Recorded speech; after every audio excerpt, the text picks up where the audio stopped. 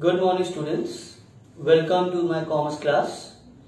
Today we will discuss the fourth function of management called directing.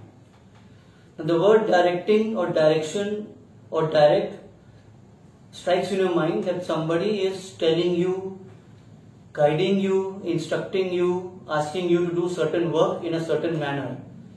Similarly in management we have manager, supervisor or a leader who guides, instructs, tells you how a particular work has to be carried on.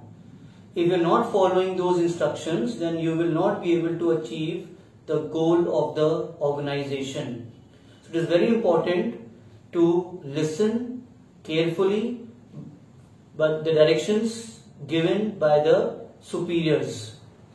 So the meaning of directing in management is, as a function of management, directing is concerned with instructing, guiding, supervising and inspiring. Inspiring means motivating employees to achieve the predetermined objectives.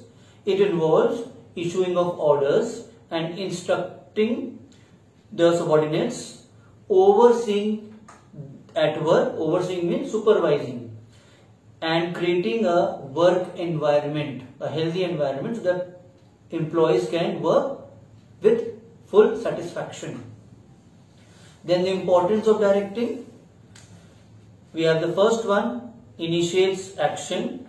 Number 2, improves efficiency. Number 3, ensures coordination. Number 4, facilitates change. And number 6 will be as number 5, helps stability and growth. So mark with your pencil. In the book the answer will be for initiates action. All activities of an organization are initiated through direction. The purpose of direction is to activate employees to work towards the achievement of predetermined goals of the organization. Improves efficiency. Every member of a work group has some potential, some talent. Managers utilize this potential or talent through motivation or inspiration and leadership, which are parts of directing. A manager persuades his subordinates to work to the best of their abilities and contribute their maximum efforts towards the achievement of organizational objectives.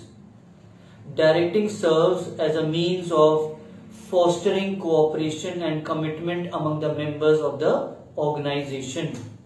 Third, ensures coordination. Second line, the performance of one individual affects or influences the performance of others. It is necessary to integrate individual efforts so that the organizational goals can be achieved. That is, the efforts of all the individuals should be coordinated or brought together so that the goals can be achieved collectively as a teamwork. Managers integrate the efforts of subordinates through direction. Fourth, facilitates change. Modern business environment is changing very frequently. An enterprise must adjust itself to the changes in its environment. A manager can persuade his subordinates to accept and carry out changes from time to time in their own interest. Information sharing and persuasive leadership enables the manager to bring about the necessary changes in the organization smoothly. And number 5, helps stability and growth. Efficient directing helps an enterprise to survive and grow. It can expand and grow when the right direction is provided to the employees at the right time. Managers can fully utilize the capabilities, the potential, the talents of employees through effective leadership, motivation and interpersonal communication. That is, from time to time they are in touch with the employees, advising them, taking suggestions from them.